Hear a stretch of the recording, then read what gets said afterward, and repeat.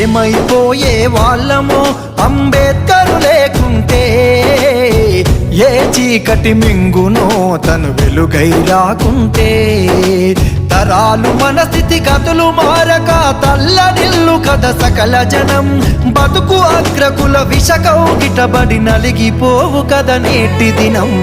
ఏమైపోయే వాళ్ళమో అంబేద్కరు లేకుంటే, ఏ చీకటి మింగునో తను వెలుగై రాకుంటే.